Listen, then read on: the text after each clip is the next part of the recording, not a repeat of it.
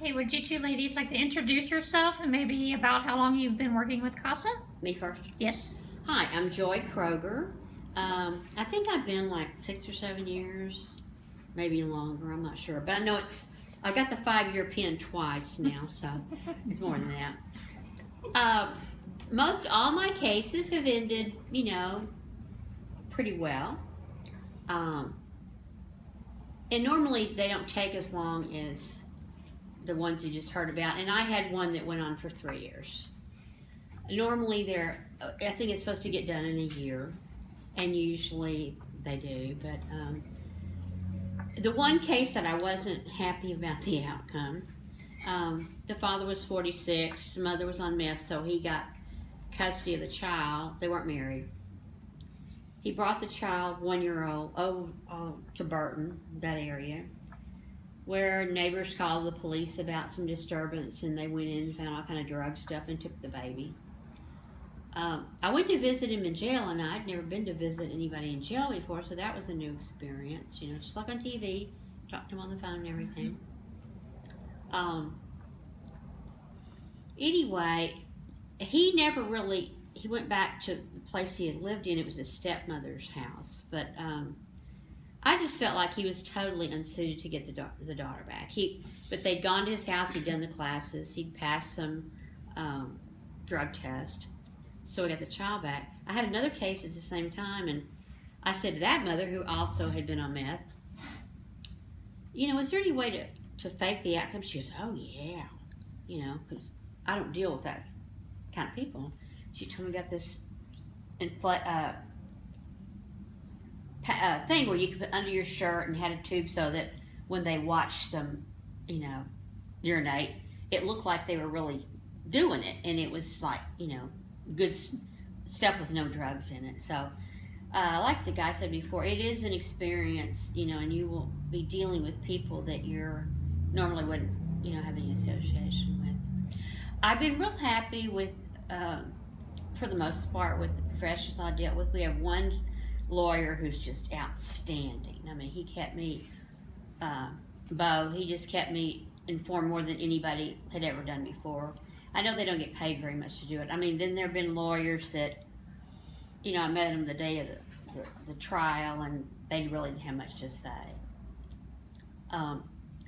But when I had the longer case where the kids had so many foster homes and they were going to be adopted, and nothing was moving because the foster mom had said he might be gay, and so that caused all kind of things. But I remember calling the CPS worker and saying, look, I know you got 20 to 30 cases. I've got one. So it's like they say about the squeaky wheel getting oiled. You just have to stay on them, to get any information sometime. I mean, I even went to her supervisor, I thought they can't fire me because I don't get paid. But your job is to advocate for the child. Now, well, these kids that were being adopted, I had gotten to know the mother and the grandmother, and when we went to trial, I said, I really like y'all, but, I have to get up there and say what I think is best. And I think it's best that they, be adopted. The mother agreed to it because the family that was going to adopt them was going to have an open arrangement. Well, that didn't work out because the new adoptive dad got in trouble with drugs, and that all fell through. So we had to find another family. But meanwhile, the mom, nothing was written in court, on paper, that she could still have a relationship with her children. This couple was just going to allow it. So now the new family wants nothing to do with her. They, at the end of the time, the new mom wrote me a note and said, we thank you so much for advocating for our children. We think you've done a wonderful job, but from now on, we'll be their advocates. In other words, she shut that door. I sent her a Christmas card, asked her how they're doing, I didn't hear anything. But her fear was that I might accidentally leak something to the mom or the dad, and they've both been in prison, and they don't want those kind of people coming after. She had her own biological child, which I could understand. So that's kind of disappointing. But for the most part, it's been a real good experience. CASA is always here to help you.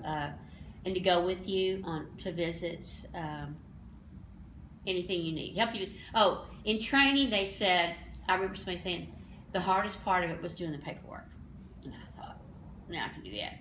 It is. Joe can tell you. They remind you a lot. I come up here, and I'm just not a computer kind of person doing that kind of stuff. So I come up here, and she helps me fill out my paperwork. But it's been a real rewarding experience. I had found a frame once, and it said, because I made a difference or something like that, and that's what I have to remind myself of, that when there's no one to speak up for the child, especially these 3 that have been in so many foster homes, just me, to speak up for them, and keep the ball rolling, because things do get bogged down. And that's about all. Okay, well, thank you, Joy. You're welcome. Next, Miss Janie. I'm Janie Mearns, and I've been an advocate, I guess, for 6 or 7 years also. I'm on my 5th case, and all except one of the cases has involved the parents having drug use or something like that, which was primarily the reason that the children were removed from the home for neglect or abuse. The case that we just finished last November, I guess it was, the little boy had 16 fractures when he was, 4 weeks old? Yeah. And the parents were both positive for drugs. Now, the question was, is this the genetic defect of brittle bone syndrome? Well, when he was removed from the home, and the children were placed with their paternal grandmother, all of his fractures healed immediately, and he never had anything else. And he was a very healthy little boy by the time, he was about 15 months old by the time we finished the case. So you have that end of the spectrum. But like I said, all except one of the cases involved drugs. And the case I have now, the mother was positive for cocaine at birth of the child, and then she was electing to breastfeed. So, she was positive because cocaine does leave the system pretty quickly, but not when you're breastfeeding a newborn. So that's a big problem. All of my cases have ended with the children being reunited with their parents. The parents did what they were supposed to do. The second case I had, the mom messed up again the second time. She really could not leave the bad boys alone. And so she messed up a second time, and because of drugs also, with a guy whose own children had been removed from him. And so what you have a lot of times, I think, is a pattern of parents not being very mature. They don't know how the world works in some cases, and in most of the cases, like I said, that I've had, they've been involved with drugs, which automatically messes your thought process up. So that's a big problem. The parents have, as I said, they've all done what they needed to do to get their children back. Now, I don't know exactly how this case I have now is going to turn out. It's 3 children with multiple parents. Let me just put it that way. There's rarely do you have a stable family with, even if it's just a single parent, have we had a stable parent and the child goes into CPS. It happens, but most of the time I think you supervisors would agree, right, that most of the time if it's a stable home life, They won't remove the child. they won't remove the child. They might remove them for a period of time for just to verify whether or not, like the case of the little boy that had the fractures. I mean, it was pretty obvious after 4 weeks when his fractures were all healing because brittle bone doesn't heal. The bones just keep breaking. So, the state doesn't have the money to do the genetic testing for that right away. It's very expensive. But he healed, and he's, both he and his sister, she was not abused, but both he and his sister are bright, charming, engaging children. But they went to live with their, as I said, paternal grandmother, and she works at the prison system in Navasota, and she has a structured life, and that's what she expected for the children too, was a structured life. The parents both said the day that they got their children back in court, they both said this was a very hard thing for us because they had to go through all the classes. They had to, be subject to drug testing very frequently. But especially the dad said, this has been a very hard thing for us, but it's also been good for us because we learned we had to get our life together or we were not going to have our children. And so I think that's, that says a lot about what happens when people engage themselves with these families that are at risk. And I'm hopeful that the one we have now will, because there's 3 children involved and the baby is just 6 months old.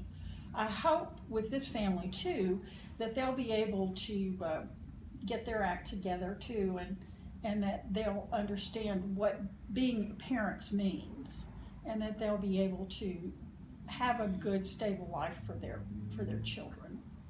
Good. What have been some of your experiences? I know both of you have worked cases in the different counties.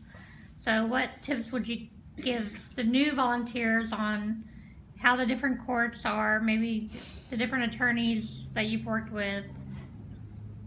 Well, one thing I would say, just because a case originates in Washington County, don't assume you're not going to have to go visit the kids in another county. I mean, that happens too, because the one case I had with the little baby with the fractures, the case originated in Washington County, but his caregiver grandmother lived in Brazos County. So I had to go over there, And then there was another case that was kind of like that. One of the good things that I've found, and the other advocates have said that too, is that the courts in our area value what CASA does. And they're more than willing to listen. I hope all of them read what we do. Don't you? With, as much as we love paperwork. But sometimes you'll get to court and the judge will say, well, CASA, tell me what you think, because you've been around and I don't. And I thought, well, turn all that paperwork into you. Right. You read it. Right. But they do value, what CASA has to say, and I think that I know CPS values what we're able to help them with, because as you said, they might have 20, 25 cases or more, and we might have 1 or 2, and so we can maybe make a little more contact with the families than they're able to do. So I think it's, it's something that I have found to be very supportive, and of course the CASA staff is always willing to help, and they're always there too to go to court. Like the last time we went to court, I had to be at MD Anderson for checkup, so so Dee Dee could speak totally for CASA. So. What about with some of the attorneys? What have been some of your different experiences working with the attorneys over the years? For the parents or for the child? Well, again, some of the attorneys are really engaged in the cases and spend a lot of time with it, and others, may rush up to you when you come into the courthouse and ask questions about it. Be prepared for that. Be prepared for that, and it's not. Well, I don't know how much they care for some of them, because they don't make any contact. Most of them don't make any contact. Had not making any contact with me. I don't know what they do with the other causes, but they didn't make any contact with me ahead of the court date or when you're writing the reports and stuff I like would say that. that's most of them. The only one who made contact with me was Bo. Okay, All the others, you Yeah. don't see them there, and they. and Susan would, with Oh, the yes, Susan. cases I had. So I don't think Bo was working with the cases when I had the one in Waller County. But they're, some of them are interested and some of them aren't, so. The thing to know is if you're needing assistance from an attorney on your case, you're going to have to be the one, and most times, be the one to reach out.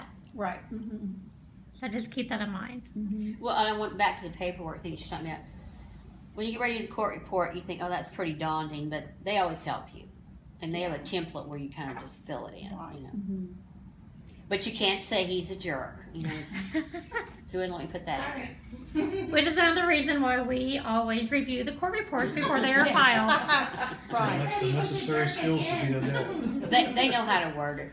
Right. Yeah, Say he lacks the skills to be a dad. There you go. difficult to work with. But he had already fulfilled all the stuff the state had Right. laid out, so we got his child back. So, Right. Mm-hmm. and the sad thing about that is, I said, well, can I call you from time to time? I kind of got nicer to him toward, oh yeah, well, I call, and he never returns my calls. So. And there are different kind of scenarios during a reunification. Sometimes they can be reunified, boom, case is closed, everybody, it kind of goes away from the case. I have found in the recent past that judges tend to be a little bit more wanting to err on the side of caution and do what they call a return to monitor, where they still have CPS involved, they still have CASA involved, and they want you to do even more random pop-in visits and checking in more at school and making sure that everything is still going smoothly and in the right direction for the child and the family. That happens with every single Washington County case. It's never just a dismissal. They're always, if they're returned, they're always monitored for a time. Well, mine didn't get a return. He just took off for Nevada again with his little girl. But No, he was monitored. oh, yeah. I didn't know that. You should have. I thought when the case finished, it was over. No, she went home and she was monitored in his home. Well, wonderful. Okay. Okay. But you all are CPS.